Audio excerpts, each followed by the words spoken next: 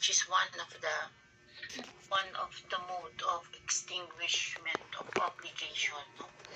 Payment is kinukonsider as not only delivery of money but also performance. Okay, which is yun, pwede to give to give a thing or to do something, to do an act or not doing an act. Now, sabi, and under Article 1233, that when do we consider that the debt is paid? Okay? Ang sabi ng batas is that it must be completely delivered. No? It must be completely delivered or rendered. Yun dapat sa ang isa-isip. So, ang debt ay consider as paid, it must be completely delivered or rendered, which means it refers to a service. And the important is that the very prestation due must be delivered or performed. Okay. Now, 12 pa lang tayo. As a general rule, dapat, ang sabi ng batas, it must be completely delivered or rendered, no? As the case may be. What are the exceptions na pwedeng hindi completely delivered? Let's call okay. Ernelyn, what is the exception? What are the exceptions? The exceptions, Chief, is that it is a substantial compliance in good faith. And next is there is a waiver. Next is there is an application of the payment if the debts are equally unused. Oh, kaya mo yan. Equally unused po. So, ibig sabihin, class, as a general rule, it will be considered as the debt is considered paid when it is completely delivered or rendered. Ano? And it must be the very prestation due. What are the exceptions? There are two exceptions. Kung it is substantially performed, okay, in good faith. Okay? So, ang alam mo, na the obligation has been substantially performed in good faith, alam mo na, okay na in good faith, hindi in bad faith, which is that the obligor may recover as though it is strict and complete fulfillment, no? Less the damage suffered by the obligees. Now, second, ito ay tinanggap. It was accepted by the obligee. No? Tinanggap siya ng obligee knowing, this is the word, this is very important, knowing each incompleteness, hindi kompleto, merong irregularity, and without expressing any protest or objection, it will be considered or it will be deemed fully complied with. Okay, don't forget that it can be the subject of the bar exam. So, ang ano mo dyan is, as a general rule, completely delivered or rendered. And what are the exceptions? Kung it is substantially performed in good faith, consider paid ka na rin. Or, in-accept naman to ni obligee, knowing, take note, do not forget the word, knowing each incompleteness. Ibig sabihin, hindi kompleto, and merong irregularity, at hindi naman siya nag-express ng protest or objection, it will be considered deemed fully complied with. Okay, now, let's continue. Who will pay the obligation? Celine? The debtor po. Sino? Debtor po. Only the debtor? The debtor, yung guarantor po, if they have, or the pwede rin po third person. If the third person, if the debtor know that the third person will pay. Um, ano rin po, if if the third person pays uh, the creditor without the debtor knowing, then um, the the the the the the, the, the third person um, can reimburse the the obligation to the debtor po. Ay, class. Who will pay? Siyempre, una, the debtor. Okay? The debtor. Or any person who has the interest in the obligation, which is, we call it the guarantor. Okay? The third person, okay, who has no interest, no, in the obligation, when there, except that there is an stipulation to make payment. So third person. So una is the debtor, any person who has the interest in the obligation, which is the guarantor, and the third person who has no interest. Wala namang interest. Yung isa, may interest, which is the guarantor. Yung third person, walang interest. Okay? Pero, merong stipulation. Okay. Now, that's kung ang payment was made by a third person. Okay? Ano nyo to ha? Kung ang payment was made by a third person, you have to clarify whether first, without the knowledge or against the will of the debtor. Binayadan ni third person without the knowledge or against the will of the debtor. What will be the effect? Ano yung right? Ano ang right ng third person? Basta lang siya nagbayad. Okay? So, ang right nito is he can only reimburse what is beneficial. Okay? What is beneficial to the debtor. Okay? Now, what if the third person paid with the knowledge of the debtor? Okay? Ang magiging right ngayon ni third person is he has the right for the reimbursement and the right of subrogation. Whatever the creditor has the right, this third person will step into the shoes of the creditor, that is what we call the right of subrogation. Understand, class? Okay. Lisa. So, yun. Dapat meron kayong who, to whom, and where to pay. Okay. Now,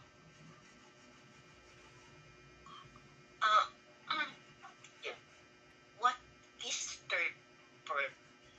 What if this third person paid the debt, no? Which doesn't intend to be reimbursed. So what will be the effect? This will be considered as donation. Okay? Donation to. Hindi na magpa-reimburse eh. Okay. This donation, take note class, that it must require debtor's consent, no? And in any case, the payment made by this third person is considered as valid as to the creditor. Take note of that. Now, what about in obligation to give in Article 1239? Can you discuss that?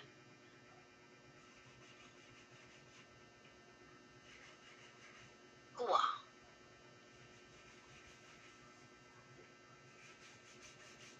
Evening, Chief. Okay. Yeah. Recite pa ako, mag-edit ako. Article 1239 talks about payment by a incapacitated person, incapacitated person,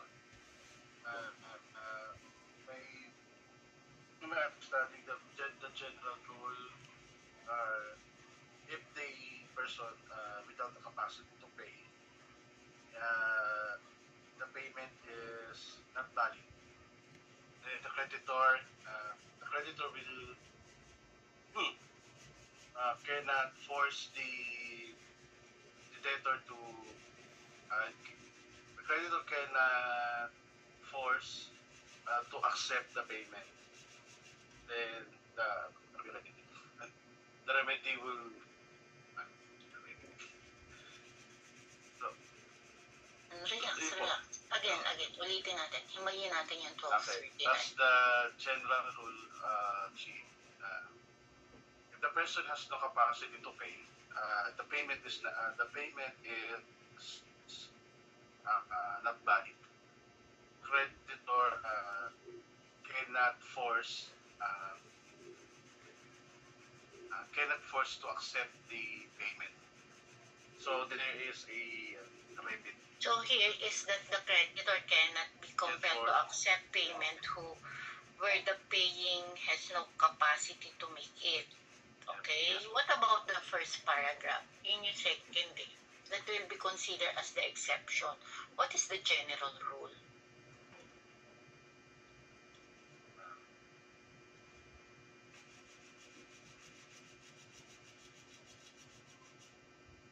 The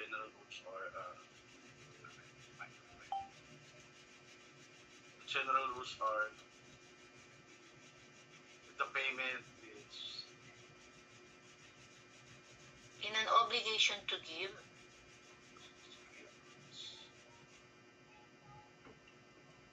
Cynthia? Good evening po, Chief. In Article 1239 po, we talk about if it is incapacitated po, Chief, it is invalid. And then the exception is that if the incapacitated is it is beneficial to him or to her. For example po is A has a debt to B of a 10,000. However, B has become insane or has a mental disability. A can still give the debt if only it is beneficial to B. For example, the debt will be used as a hospital bill po of people.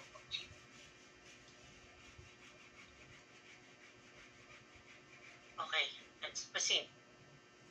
Now, what about in Article 1240? This is what?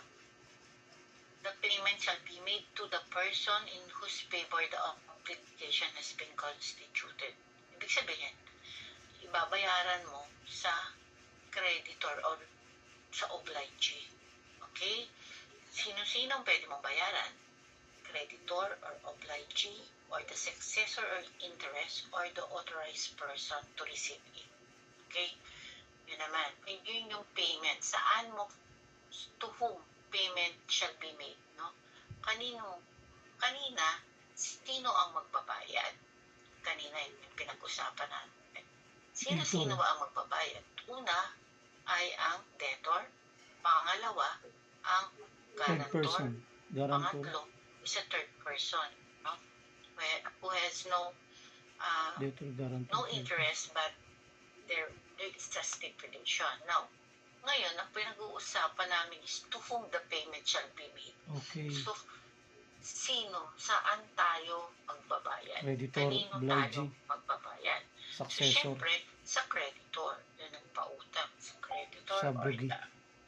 or the obligee or his successor interest or a person authorized to receive it. Now, take note. This is very important. So, yun yung 1240. Let's proceed to 1241. What will be the effect if the payment is made to a person who is incapacitated to administer the property?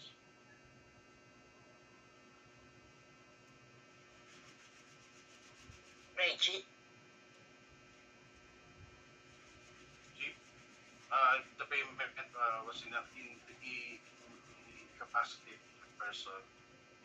The payment is valid if if the thing is in his or her possession, and then if the thing is already Beneficial. already utilized, Beneficial. beneficial.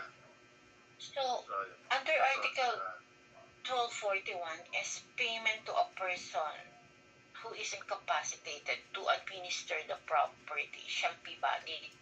Pwede, valid yan kahit nagbayad ka sa incapacitated person. Pero, dapat may kondisyon that he has kept the thing delivered or insofar as to the payment na dapat beneficial to him. Now, can you give me an example of this, which is the payment has been beneficial to him?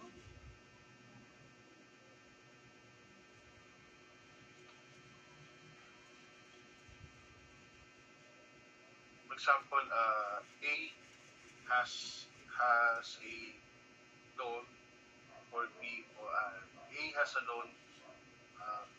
A owes B 1 million pesos. Then A paid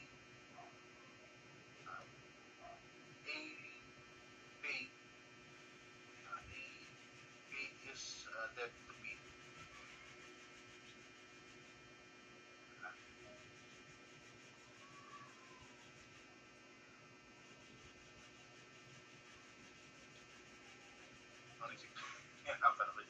Proceed,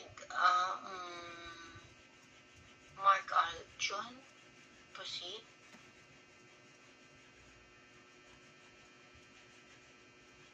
Can you give an example?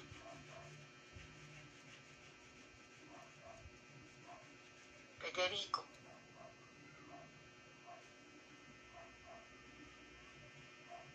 Hello, Chief. Yes po, good evening. So, for the payment to an incapacitated person, so my example is that pertaining to a debtor which pays a minor creditor amounting to 10,000 pesos. So, if the minor kept or benefited from the money, the payment is considered to be as valid to that extent. Of course. Of course.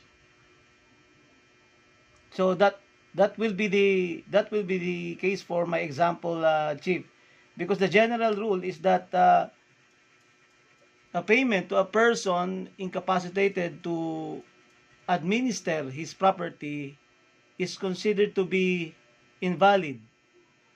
So under this, the exceptions will be that the payment is valid if the incapacitated person kept the thing delivered, or the payment was beneficial to him. So that's two. So if that will be the case, that the payment will be valid if that incapacitated person kept the thing delivered, or that the payment was beneficial to him. In Now, what way? In what way it will be beneficial? Can you give me a situation?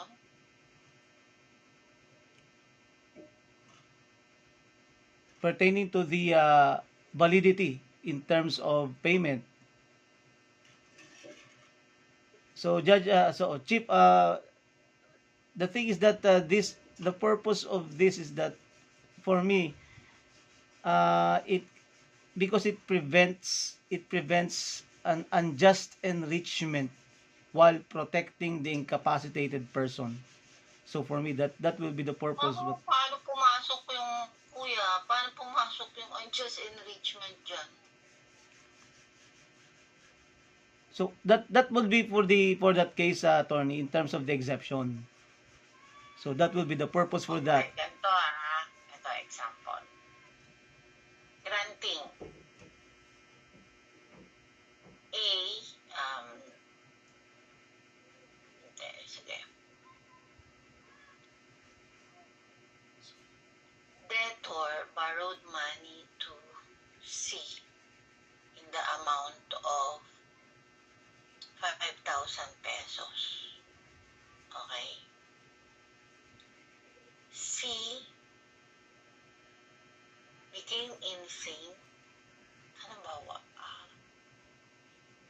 insane na siya. Okay? So, binigay ni debtor yung 5,000. Ang nawa ni debtor, ni creditor, tinapon niya sa yung 5,000. Okay? O itinapon niya yung 3,000. So, mayroon pa siyang 2,000 na natira. How much will be is payment made the debtor valid? Federico? Narinig ni Chip. Chip, sorry because the network is yung last Chip, last statement. So is the payment of the debtor to C of 5,000 valid? The total amount of 5,000 valid ba? The total amount that was paid by the debtor, which is 5,000, is considered to be as valid. Valid. That will be valid po. Okay. Okay. So, you have to analyze ka. Sabi mo kasi, pag payment made to a person incapacitated is valid. Nag-ching ako. Okay. So, is valid if, sabi, if he kept the thing delivered or if the Beneficial. payment has been beneficial to him. Sabog niya Okay. ang 3,000 sa air. Yes. Natira sa kanya 2,000. Okay. So that Valid ba 5,000? Wala nang utang si debtor, Casey. May konting ganon-ganon si Sina. Nagkaroon na ng ganon na in despair. Nawala ng wisyo. so the Extinguish na ba yung obligation ni D? Casey? the payment was already the payment Chip consummated, but the problem here is that the C suffered from insanity. Now, because of that insanity, that will not be considered as beneficial to her or to C. So that is considered to be an exemption from the exception. So, Now, anong mangyayari? Ano ngayon ang payment niya? 5,000. Saan ano na gagawin? now that Bayad na pa. Bayad, consider as extinguished na ba obligation niya? because of that because of the situation, Chip, that will be extinguished. Extinguish. Yes. Hala, kapatid. Sabi mo kasi na the payment to a person incapacitated to administer his property complete, should complete. be valid That if he kept the thing delivered or insofar as the payment has been beneficial Yes. to him. In the example, 5,000 ang utang ni debtor yes, Chip. kay creditor. Pero pinamigay niya maraming tao, mga bata naglalaro. Sinabog niya yung 3,000, Yes. natira 2,000. And therefore, ang valid lang ay 2,000 2,000. because it was kept. The thing was, Okay. the amount of 2,000 was in possession of this incapacitated person. Diba sabi natin, sabi ng 1241 is payment to a person who is incapacitated to administer his property, okay, shall be valid. Valid yun kung he has kept the thing deliver, magkano lang ang And kinep beneficial. niya? 2,000 Oo. only, no? Cheap. That's 2,000 Not only. beneficial. Beneficial ba yung 3,000? Oh, Hindi. she throw it away. Yeah. Yeah. So Wala. she throw it away. So, So itong nagbayad, ang utang, may utang pa siya ng 3,000. okay. Okay? Another scenario. What if 5,000 binayad ni debtor kay creditor? Insane nga, may konting isinabog niya uli ang 3,000. Yung 2,000, ibinili niya ng gamot para bumalik sa wisyo. What will be the extent of his obligation? Will it extinguish? No cheap. Because he Ano na? because he used the 2,000, and that will be beneficial for C. Because he used it to buy a medicine, even though he So threw how much is the obligation of the debtor now? the obligation of the debtor is that And is the debtor as liable for the 3,000? okay, Chief, because that is the amount given by the creditor for the debtor, which is 5,000. Thereby, even though the debtor throws the 3,000 and use the 2,000 to buy a medicine, still that will be the responsible of the obligation of the debtor to pay 5,000 to the creditor. Because that was given by the the amount was given by the creditor to the debtor, but let's see through the 3,000 into the air and use 2,000. So how much na is the obligation of the debtor? So the obligation of the debtor will be 2,000 to pay. 2,000? Yes, to pay Okay, in terms of 2,000. paying the medicine chip. But as a whole, he will give it back to the creditor 5,000. Sa example, kuya, you have to stick with the principle, with the law. Okay? Ano ba sabi ng batas? Ang payment daw made to a person who is incapacitated to administer his property shall be valid. Valid daw. If. So, dapat meron kang requisite. If, ibig sabihin, valid siya kung kinep mo yung thing deliver. Okay? Let's say, binigyan mo, meron kang obligation to deliver the television. Okay. Ginagamit niya. Kept the thing delivered. Nagwa-watch siya ng Batang Quiapo. O okay na yan. Valid yun.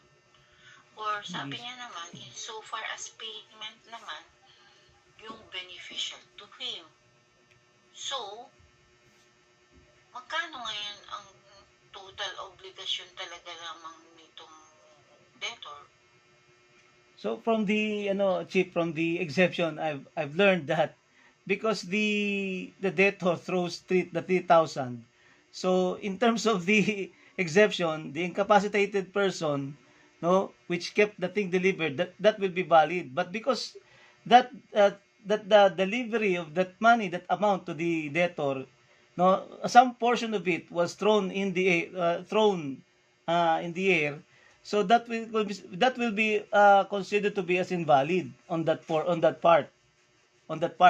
But the payment in terms of which was beneficial to him, the payment which was beneficial to him, that will be the thing that the debtor will pay back to the creditor. Binigyan na nga di ba? 5,000 nga ang binagay ni debtor kay creditor Yes. 5,000 binigay ni debtor kay creditor, etong ang taong to, may konting Sayang. kulang-kulang, naging nag-depress, nagkaroon ng problem ng mental health, di sinabog niya yung 3,000. Okay? O yung 2,000, binili niya ng gamot. O how much will be the obligation? Is the obligation of the debtor already extinguished by paying 5,000 to the incapacitated person? Okay. The payment of the creditor to the debtor who is The incapacitated. payment of the debtor to Sorry. the creditor. The payment of the debtor to the creditor, Chief, and because of the suffering from from insanity, that is already considered to be as extinguished because that's already paid to the creditor, the 5,000. So that will be Okay, considered to be so- finished. Okay, kuya. Ang clear ng batas. So, mali pa rin. Hindi naintindihan yung batas. Ang sabi, kahit ka nagbayad sa incapacitated, kung ang valid lang na payment, kung ano yung kinep, no?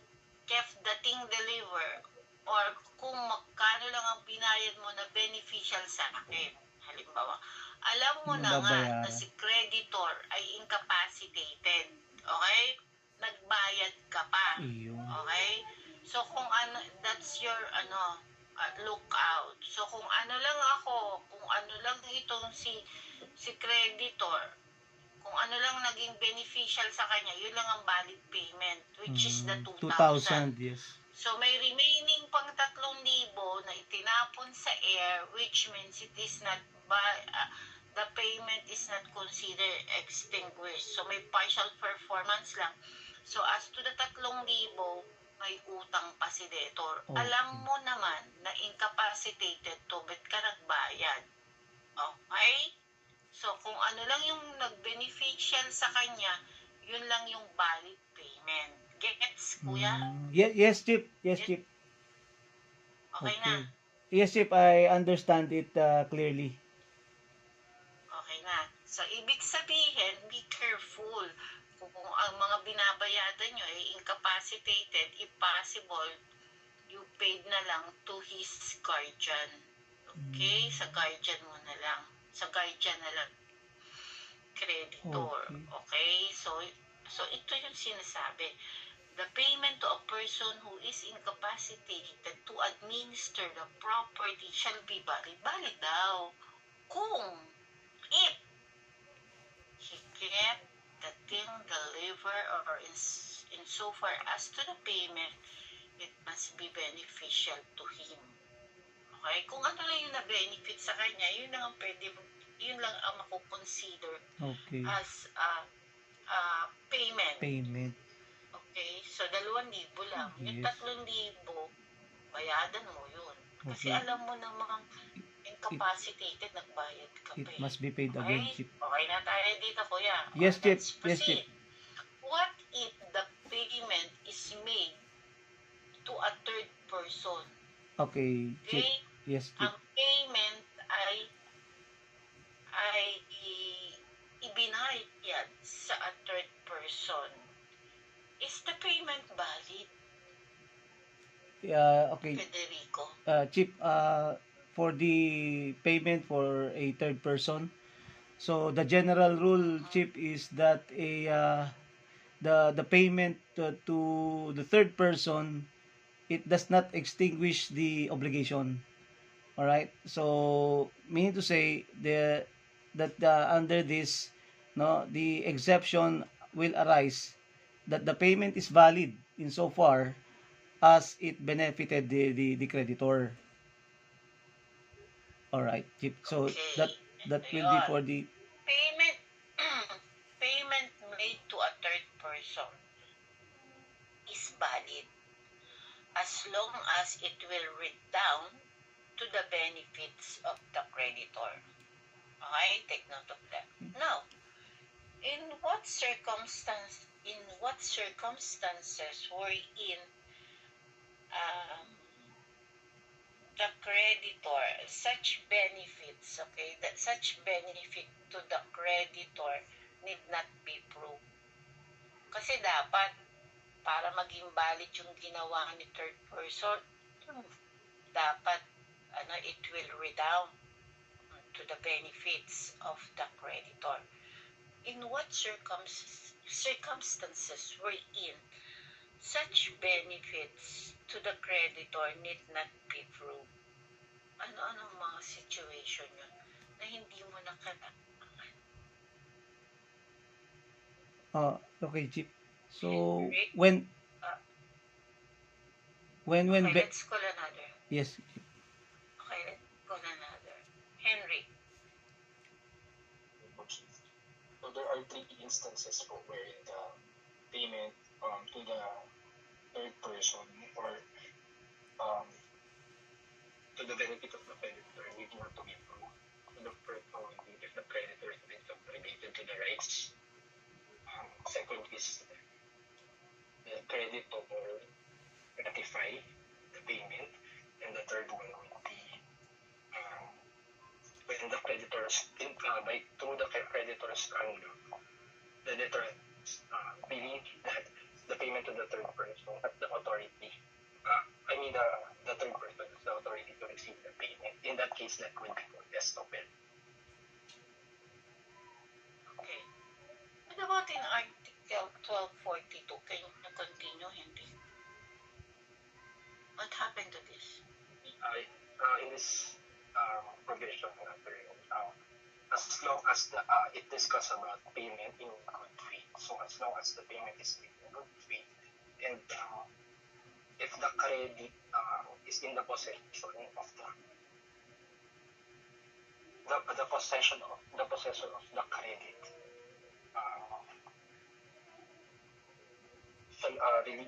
the person to whom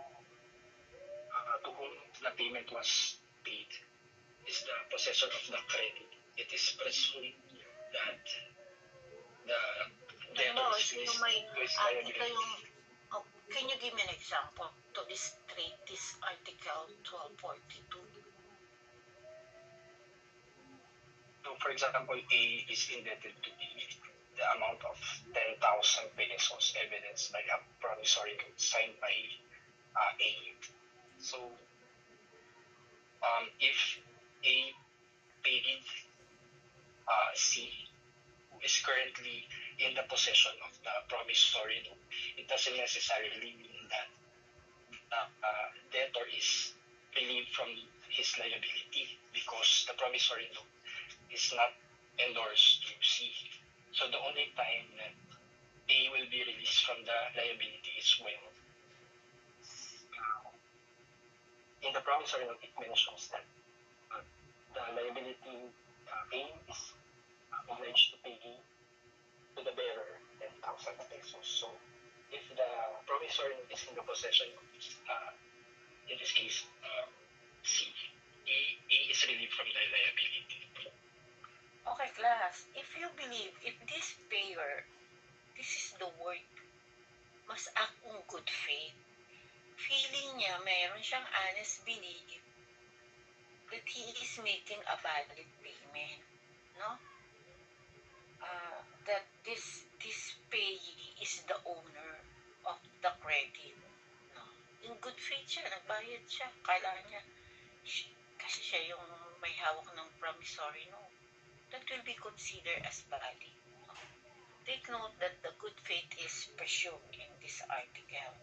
Okay, what about Article 1243? Edwin.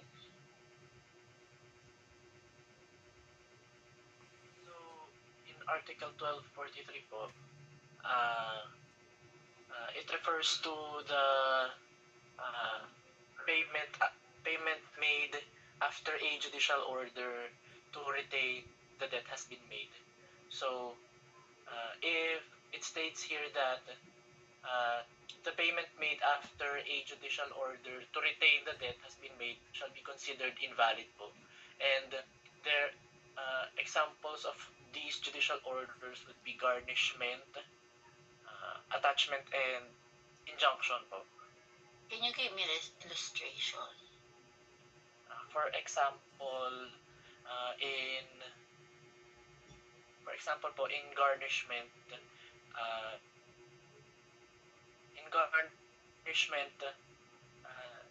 the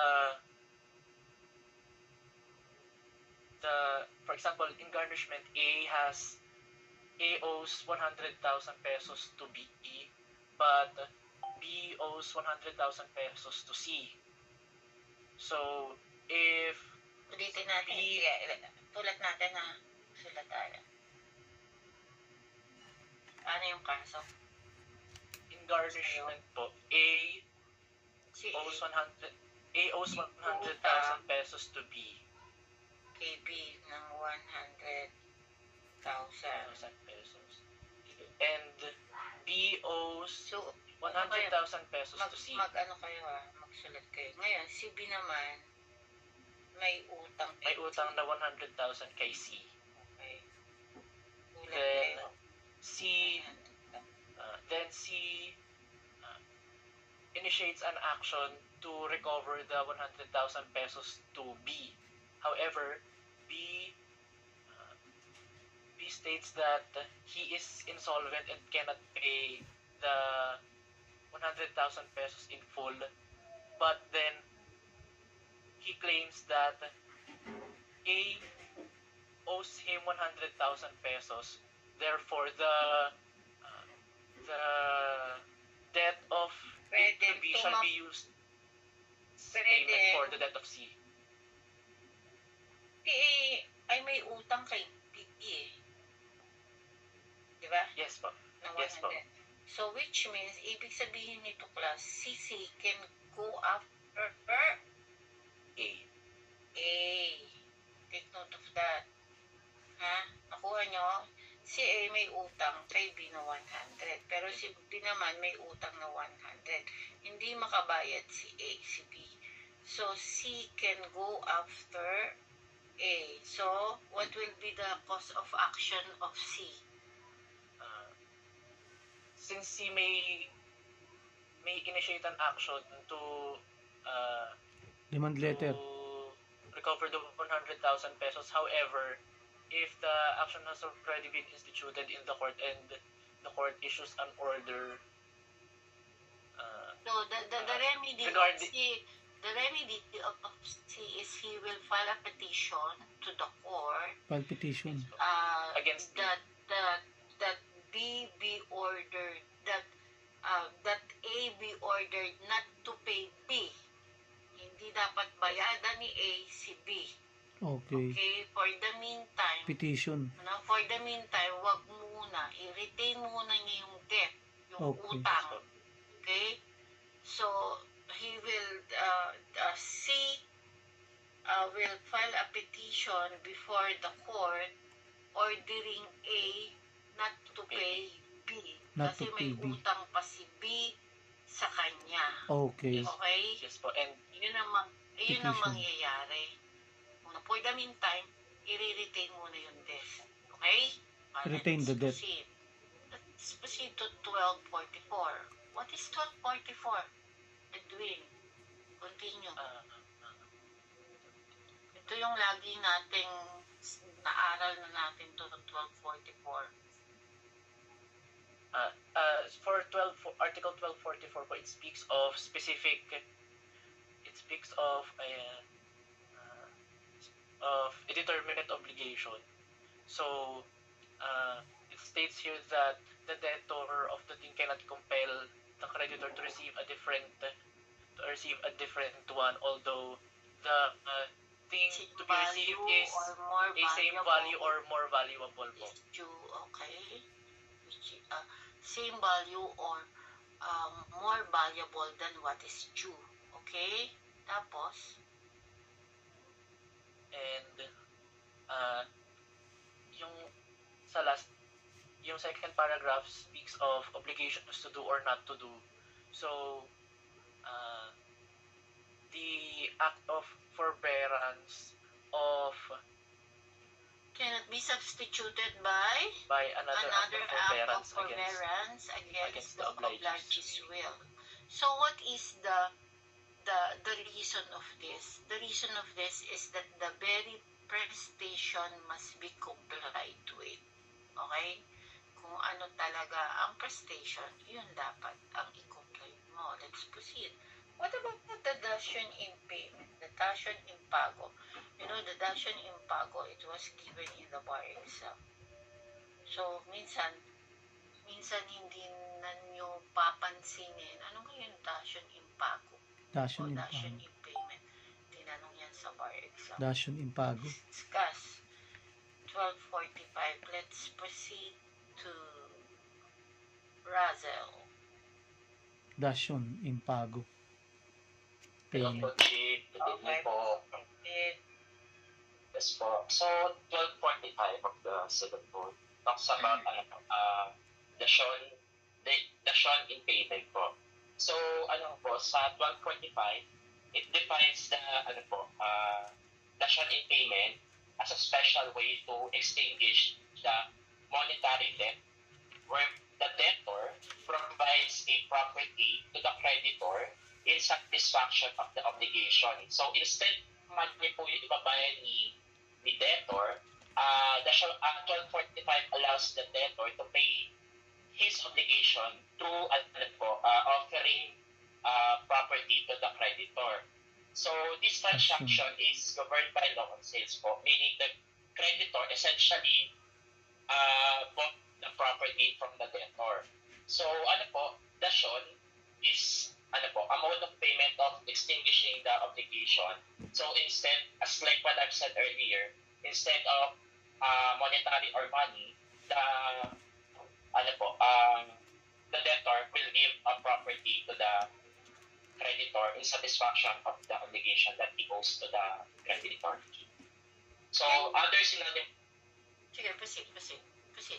So, other synonymous words for dasyon in payment is dasyon in solidum and adjudasyon and pago. Can you distinguish dasyon in payment with payment by session? Payment by session.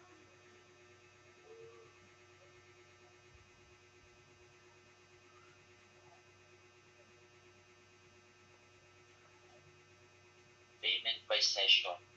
In dasyon in payment, how many creditor?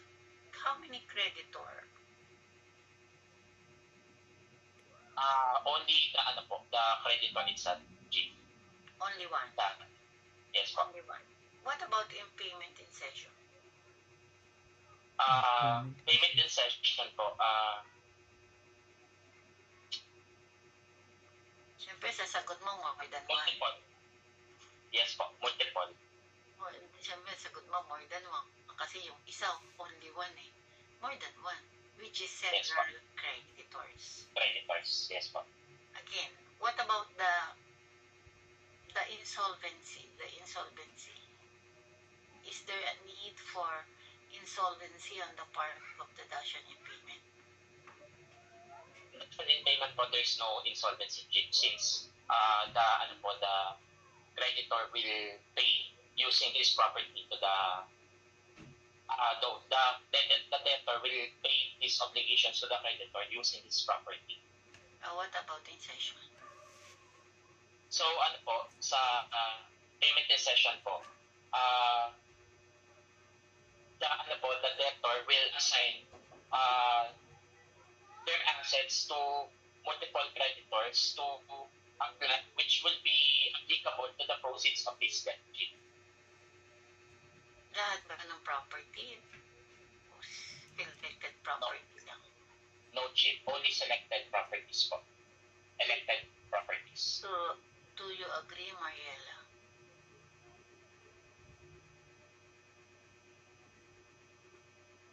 Selected lang ba ng property?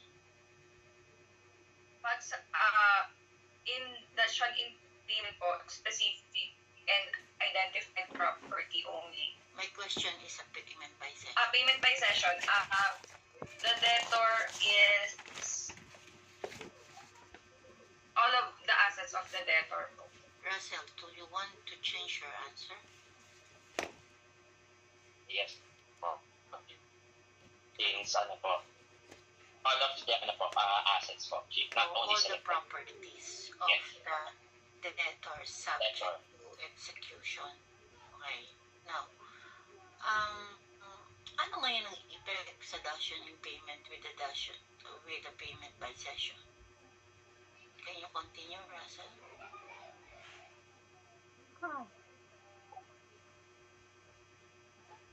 What would be the effect po of dash on payment? To the creditor.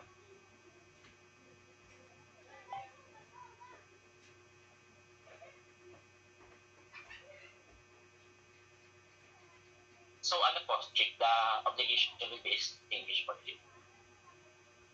Since ano po, the subject or the prestation in the obligation was ano po, instead of monetary, it was replaced po by a property subject to the short payment of the ano po, the creditor, Chief. Jan or Picoso. Can you distinguish between dash in payment with payment by session? In terms of the property, in payment by session, the properties, all properties of the debtor can be paid to the creditors, while dash on in payment, it will be designated property or sole property,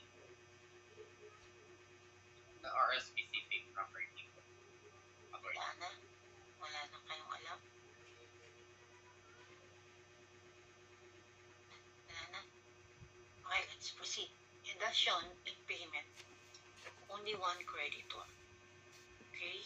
While in session, several creditors. Okay? Now, in dash in payment does not involve all the property of the debtor. While in session, it extends to all the property of the debtor subject to execution. Next. Dito sa dash in payment, hindi naman consider as insolvent. It does not presuppose the insolvency of the debtor. Pero in session, the debtor is insolvent at the time of the assignment. So, i-assign mo na kasi lahat yung properties mo. So, in session, insolvent talaga siya. Baksak talaga. Now, dash in payment, the debt owner of the thing, okay, given by the debtor. Okay, ito na yung bayad ko. Sa'yo na yung TV ko. Okay? What about in session? Okay? The creditor only acquires the right. Sila yung magbabenta. The creditor only the right to sell the things and apply the proceeds to their credits proportionately. Kasi maraming creditors eh. So, benta yung properties, kung anong proceeds, divide natin proportionately. Okay, kung sa'yo 12 million, 10 million, 5 million, so ipo-proportionate yun. Okay? What about novation? Sa novation, dash in payment, really an act of novation. In session, hindi. Okay? Now, let's proceed.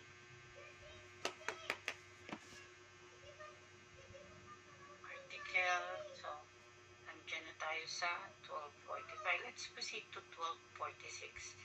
This is very important. Okay? Can you continue, Jan or Picoso? Yes po, Atty. 1246. But then we discuss that. 1246 talks about the delivery of indeterminacy, wherein the creditor cannot demand for a superior quality, nor the debtor cannot provide inferior quality po of the thing to be delivered.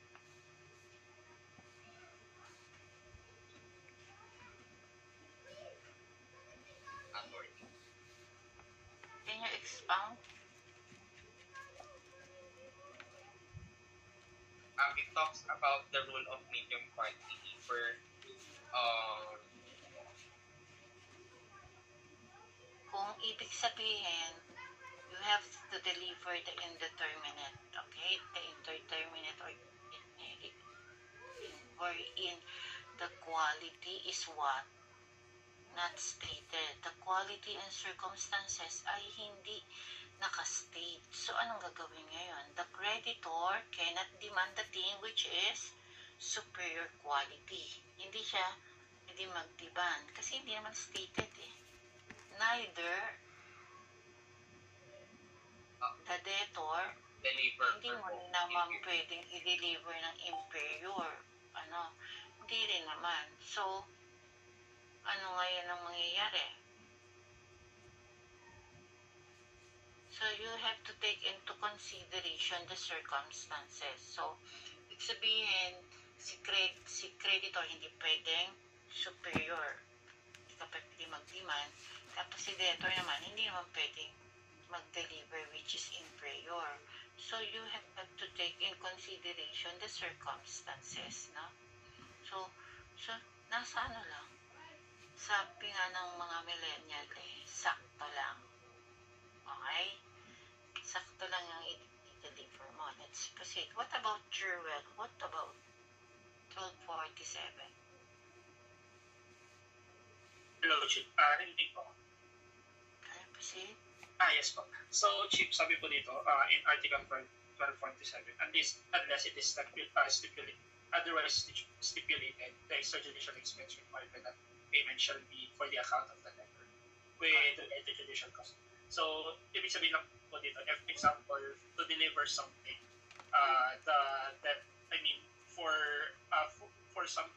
for a thing to be delivered, and then, let's say, example na lang po, one owes goods worth 10,000 to Pedro, or let's say A owns goods to B worth 10,000 pesos, and the delivery of the goods cost 500. So the debtor, general rule, he will be the one to shoulder the transportation goods or any other extrajudicial expenses, including in that transaction. So in this one, the debtor will be the one to shoulder the 500 transportation fee, unless otherwise it was stipulated. There's judicial costs. Unless otherwise it was stated that it will be the other party who will shoulder. What about the 1248? The 1248 naman po, it speaks about just that partial payment. So, in this article, just to simplify things in this article, if A owes B 10,000, and then when the date worth which the payment was due, A can only pay a certain amount. Let's say 10,000 is the obligation, and then A says that he can only pay 8,000. Then B can refuse to accept 8,000. This is to protect B. The wisdom of this article is to protect B from losing any benefits from the obligation that A has. Note that you can only demand the liquidated, which is, ibig sabihin, determine na, fix na yung pera. Pero yung unliquidated, hindi mo pa pwedeng masingil. Okay? Now, let's proceed to 1249. Continue, Joe. Okay po. 1249 naman po, in this 1249, it's just specific and just straightforward again. It's just say here that the currency that will be followed to perfect the obligation should be the same currency which the money was owed. So let's say A has an obligation of 20,000 to B, and then A wants to pay. What if our stipulation is you have to pay in dollar? If sabi naman po sa stipulation, sige po. If sabi naman po, provided na there's stipulation pwede, and it says pwede po. Pero generally speaking po, kung ano yung currency, yun lang po dapat. So for example, kung pinag-usapan natin dollar ba dapat ang ibayad? If yung legal tender po natin, it's Philippine currency, so Philippine currency. Can you read the first sentence? Sorry po. The payment of the debts in money shall be made in the currency stipulated. Oh, ano What's stipulation stipulate? natin? Ano yung stipulation? The US dollar. Dollar ang sabi ko eh. Kaya ano mo kung dollar. O okay ba yun?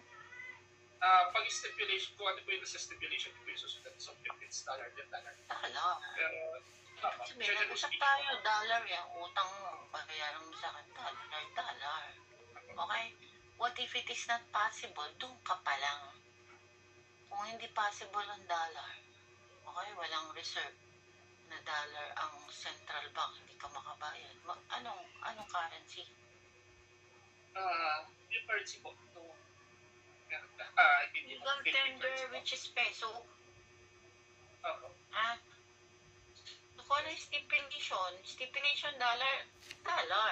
Pero kung it's not possible to deliver such currency, which is dollar, so you have to pay the legal tender in the Philippines, which is in peso. Okay? Okay. Next. What about the promissory note? The delivery of promissory note payable to the order. Second paragraph. the delivery of promissory notes payable to order or bills of exchange or other mercantile documents shall produce the effect of payment. Only when they Ibig have been sabihin cashed. dito, this is commercial law na to, negotiable instrument na to. So it will be considered lang, may effect lang tong e-payment if it is na-encash mo yung okay, check eh. Okay? Bill of exchange, which is the check eh, payable to order, that is check eh. No? Nilagay mo, payable to the order of a. So, it will have only the effect of payment kung na-cash na-honored na ng bank, na-cash yung check eh. Okay? Kung another is that may effect din yan as payment kung through the fault of the creditor, no? It was, they have been impaired. Okay? Let's proceed. What about 1250? Ako pa rin po siya. Kung gusto mo pa. Ay, siguro po last ko lang po. Yung 1250 naman po, it's about inflation naman. So, it's the same. It's just stipulated in this article na po na the amount to be paid, the value will, the basis for the value of payment is when the time it was contracted. So, for example po, in 2010, owes me 10,000 pesos. But then, due to inflation, pagdating po ng 2011, nagkaroon ng malaking inflation. So, ang babayaran lang ni A is still 10,000 unless it was specified in the contract book na if there's inflation, then the amount will change. Then that's the only Okay, let's proceed to Mark Aljon. Where to pay? Mark. Where to pay? Keep sa ano pa rin po, 1250.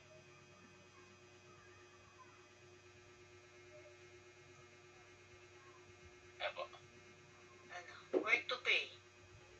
Sa,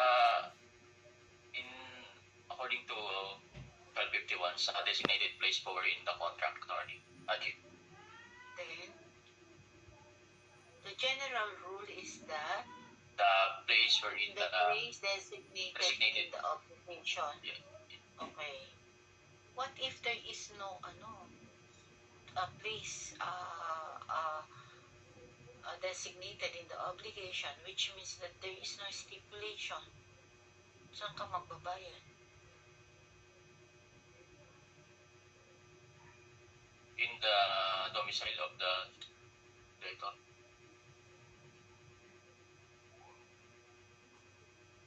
Cynthia. Good evening po, Chief. If there is no specific place po, it depends po in the kind of obligation. If it's a specific thing po, you pay the thing where it was located when the obligation was formed po, Chief. Kasi,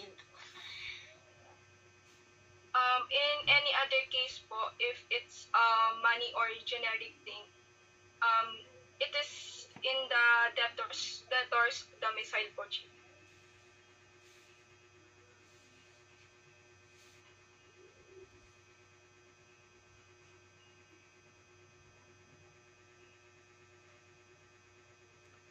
What is the In the general? stipulation po, Chief. Okay. Now, if there is no express stipulation, and you have to deliver the determinate thing where to pay.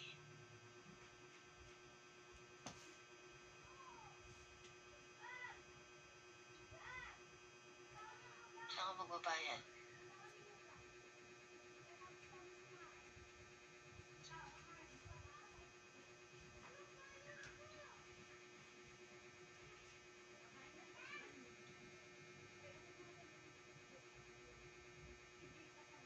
At 51.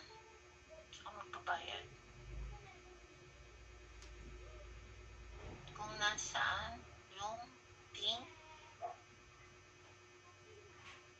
If first the thing is form po, Chief.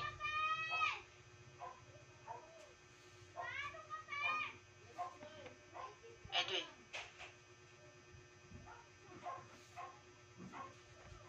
Where to pay?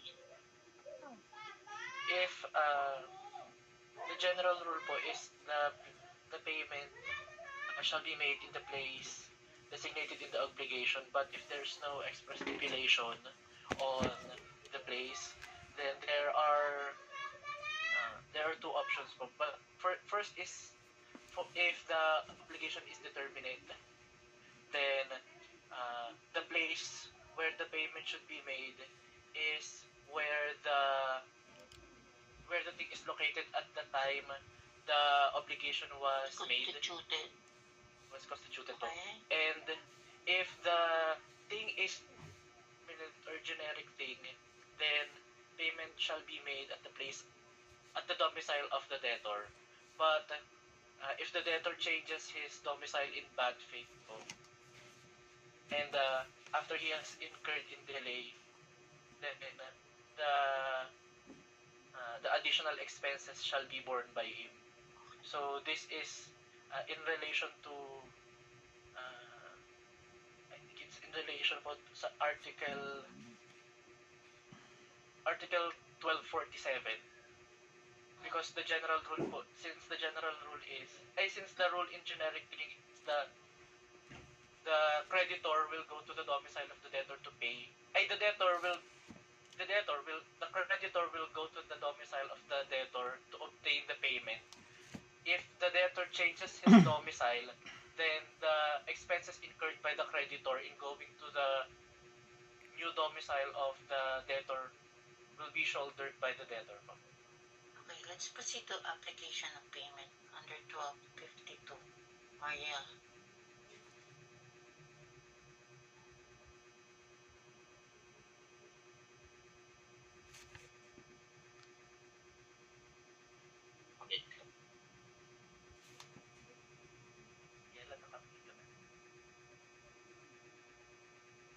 Kapatid, hindi kita marinig. Ay, sorry po, nakamute pala. Article 1252 is about the application of payments made by... Imahin mo to. Ano ang application of payment? Okay? Yes po. This Article 1252, this is a situation in which one debtor owes various credits or various obligations to only one creditor or suma siya ang utang.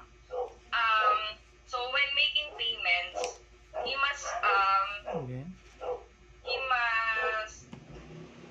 state or he must identify at the time of making the payment to which specific debt he is making the payment to. So for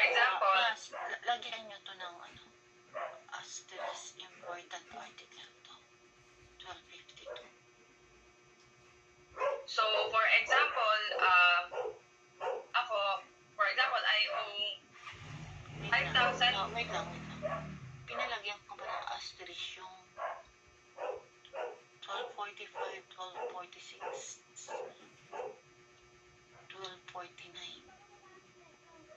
1251. Okay, take note of that. Oh, proceed. So, for example, I owe 10,000 pesos to John Edwin, and then I owe another 5,000. So, 10,000, 5,000, and another 1,000. So, for example, I'm making a payment of 1,000.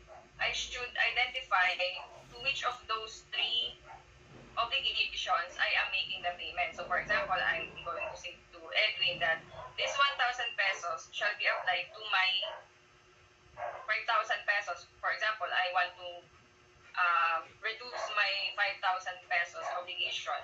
So, I should tell John Edwin that this payment must be applied to my 5,000 pesos debt.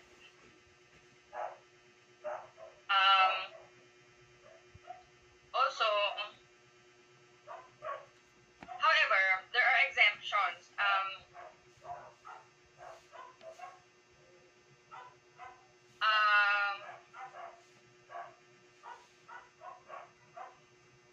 Sorry, there are requisites. In this specific article, so just like what I said earlier, there must be one debtor and one creditor. And the next, So, there must as be... Mayara, i-discuss muna yung application of payment. Ang gist lang dyan, dapat bayadan mo muna yung may interest. Diba? Unahin mo muna which is burdensome. O sige, you sum it up. So, in the given example earlier, the 1,000, 5,000, and 10,000, for example, the 10,000 has the largest interest. So, my payment shall be made to the 10,000 since it has the highest interest. But in doing the payment, I should tell John Edwin that it should be applied to the 10,000 debt because he might be confused and he might be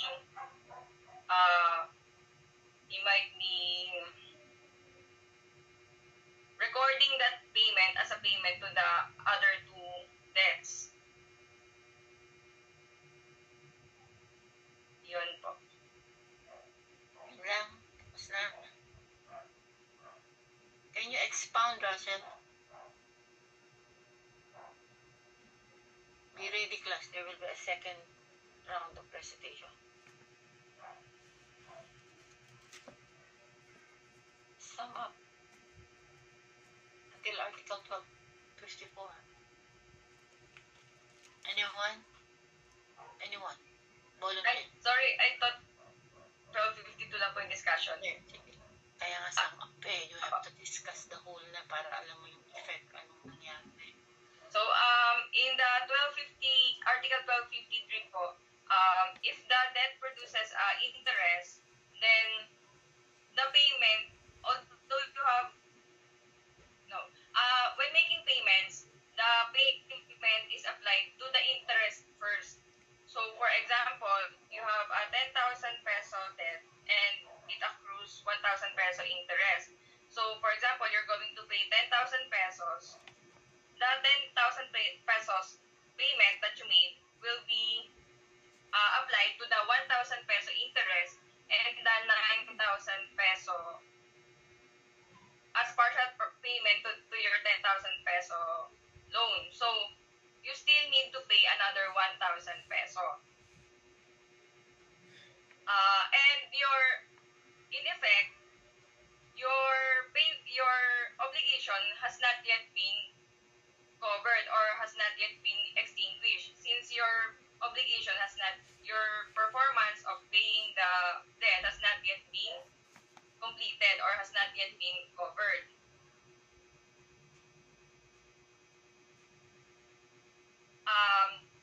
And just like what Chief said a while ago, when the payment cannot be applied in accordance with Article 1252 and 1253, apply to the,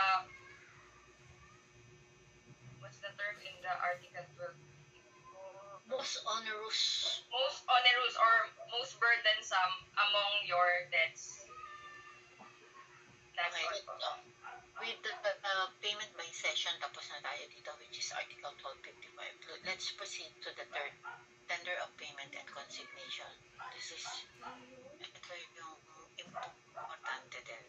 Let's put an asterisk on that article, 1256. Okay.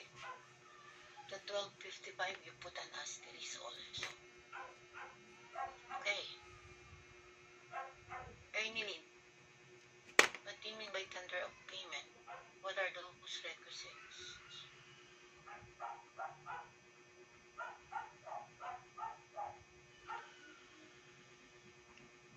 Tender of payment.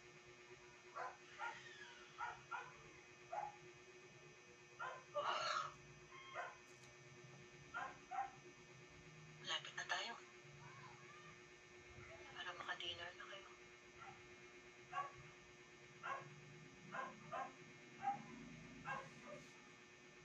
What's this?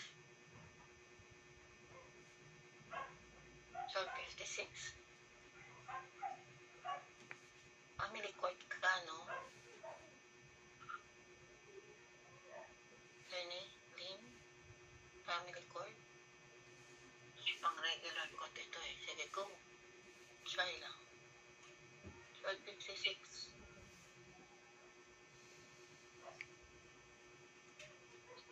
Ito, alam to ni Edwin. Edwin, proceed.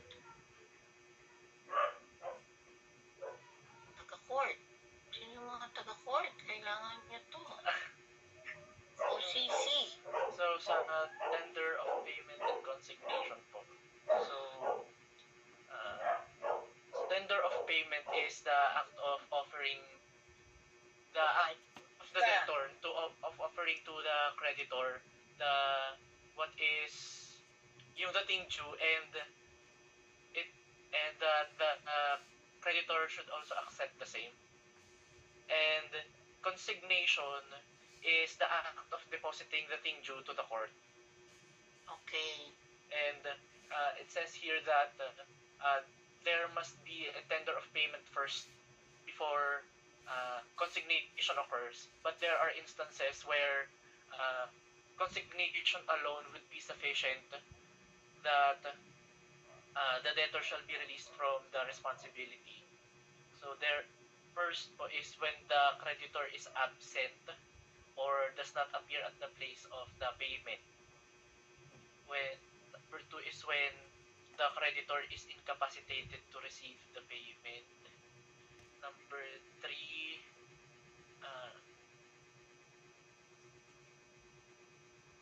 refuses to give a receipt without without cause. Take note, class. Ang ano dito, nag-tender ka, magbabayad ka, but it was refused. So, anong alternative mo? You have consignate. Saan mangyayari ang consignation? You have to go to the court. Okay? Sasabihin mo, o ayaw ni A, ayaw ni debtor tanggapin ang utang ko, ang bayad ko. Okay? So, or maraming, parang yung, let's say, yung nanay at tatay niya ay namatay na. May anak ngayon na si ABC. Si ABC ang designated, si nanay ay namatay. Okay? So, hindi ngayon malaman nung tenant saan siya magbabayad. Namatay na si nanay, namatay na si tatay. Dati kay nanay naman nagbabayad.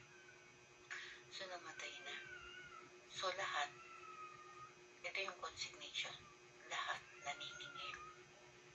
So, hindi niya ngayon malaman kung saan siya magbabayad.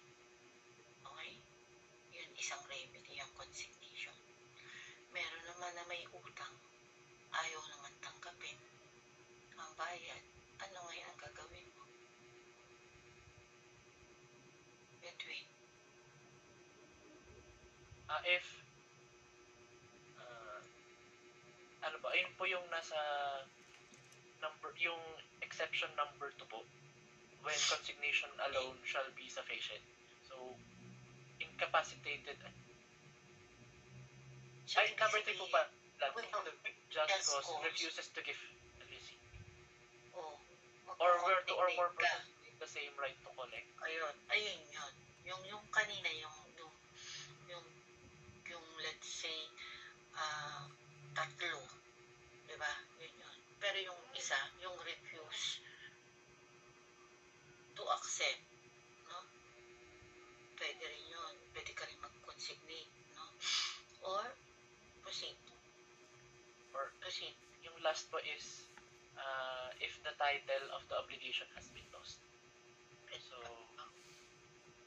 ayun po, pwede yung it would be up to the court to determine the payment po since the title itself is lost. So, i-determine na yung court of pimbala So, what are the requisites for consignation? For consignation, the request. Anyone?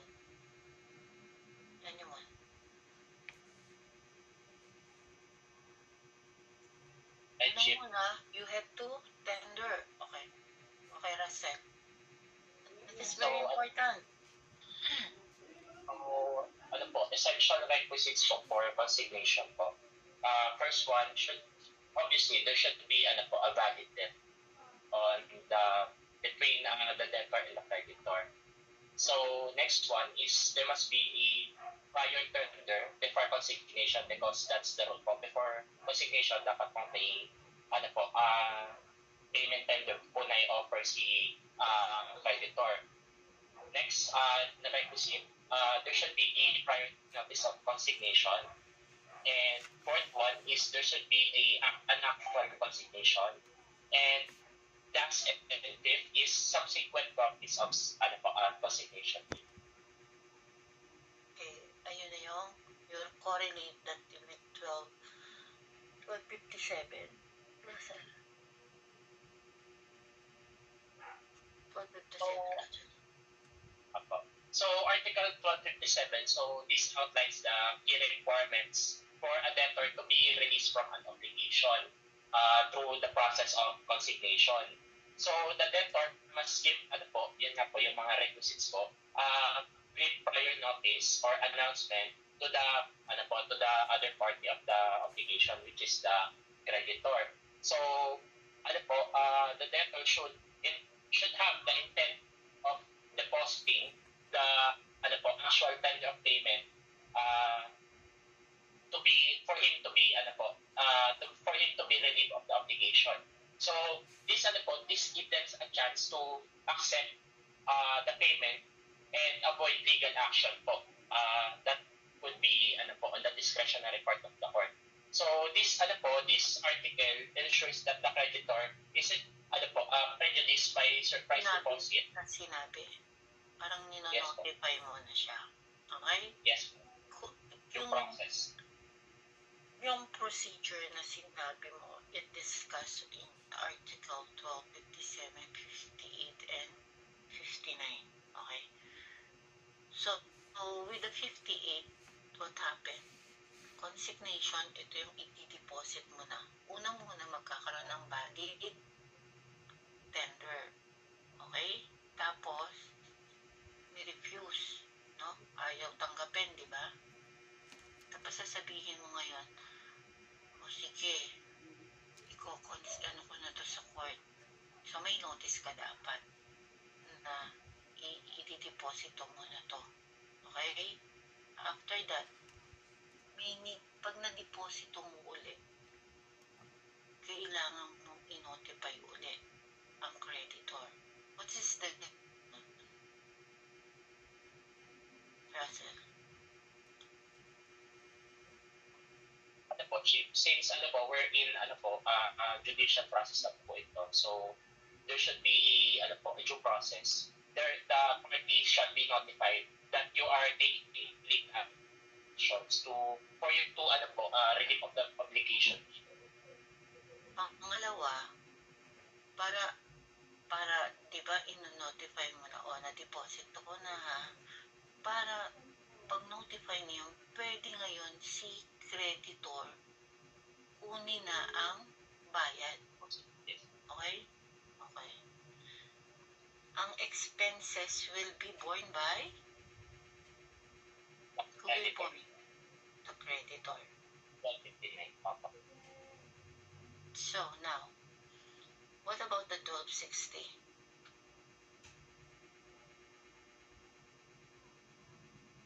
Nagawa na yung consignation.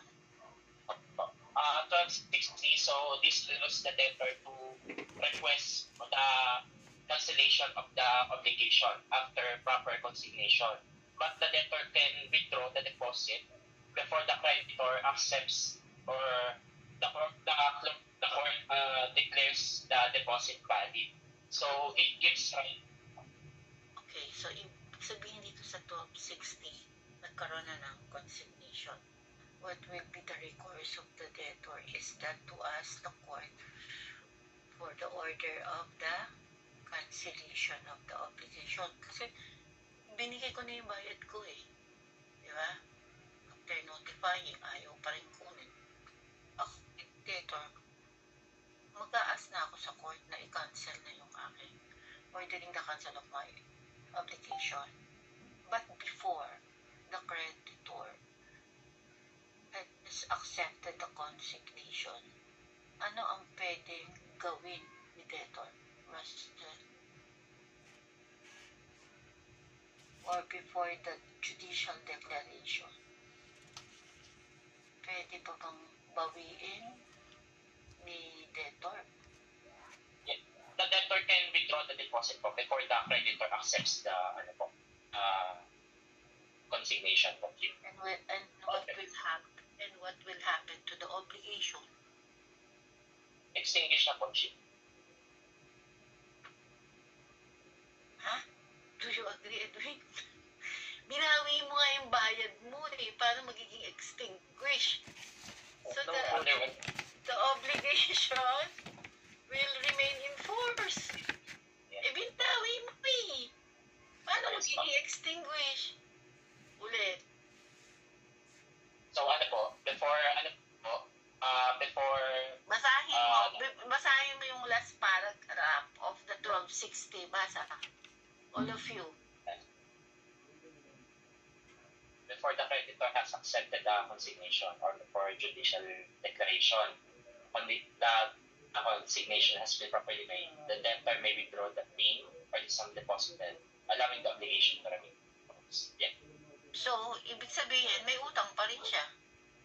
Hindi extinguish ang obligation, Russell. Kasi kinuha mo uli eh. Diba? Yes, ma'am. Clear na sa'yo yun? Clear na po siya. Okay. What about 1261? Tapos na tayo.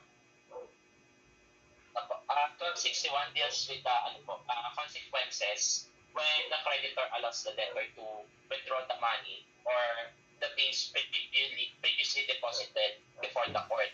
So this states that the creditor loses any preference over that property and all co-debtors, guarantors, and sureties are released from their obligation.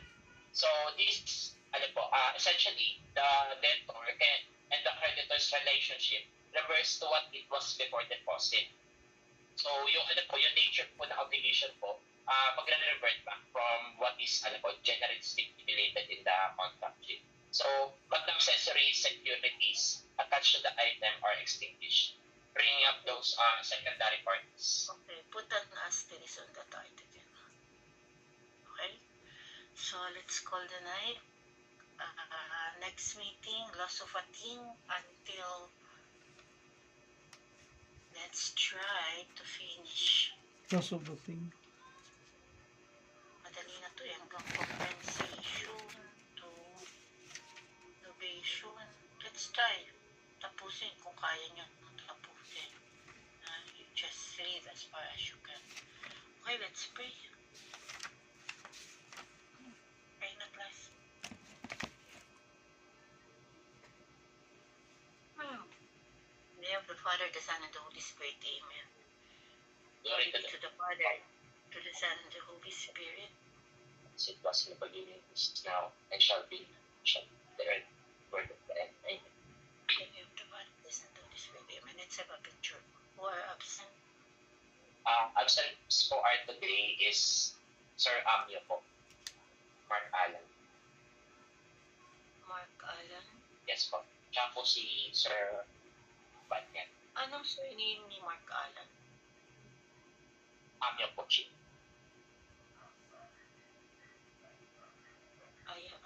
Next. Next po si Banyan po. Gerson. Gerson. Opo. Tapos po, Chief, si Sir Sancho po, naggawa po siya, Chief. Sino? Sancho po.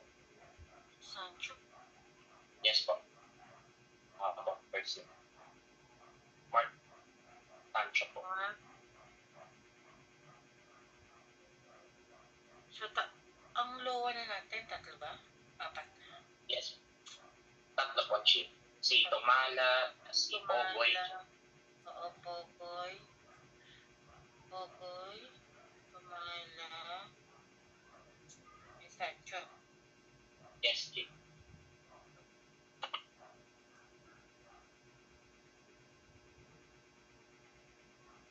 Pwede ilan na lang tayo. Na po, Chief. 14 po yung enrollment po dito sa 14? Yes po, dalawa po yung absent na date. So, yung klase, 14 na lang. Opo. Okay. Good night, class. Mag-aral ng mabuti. Malapit na. Okay, nag-start na yung midterm next week. Next week na ba? Tayo ay tapusin muna natin yung extinguishment bago tayo mag-midterm. Okay po. Okay, good night. Okay po, Chief. Chief, hindi po muna tayo. Ha? Hindi po muna sa Wait lang. first batch po. 1, 2, 3. Next batch po. 1, 2, 3. Ako na po. Oh, thank you. Salamat sa inyong lahat. Chief, sa Sabado po, Chief, may class po na tayo, Chief. Bakit? At just asking lang po, Chief. If may research day for our regular class. Anong gusto niyo? Research day na lang. Review. Research day. Research day, Sino Chief. sabi ng research? Review. Mag-review tayo. Mag-research day, Chief. Review kami. Chief, gusto po namin, Chief. Let's have a Research day. Ang daming pag-aaralan. Sige, let's have a research day on Thank you, Saturday. Chief. Thank you, Chief. Bye-bye. Good night. Thank you, Chief. Good night. Thank you, Chief. Thank you po.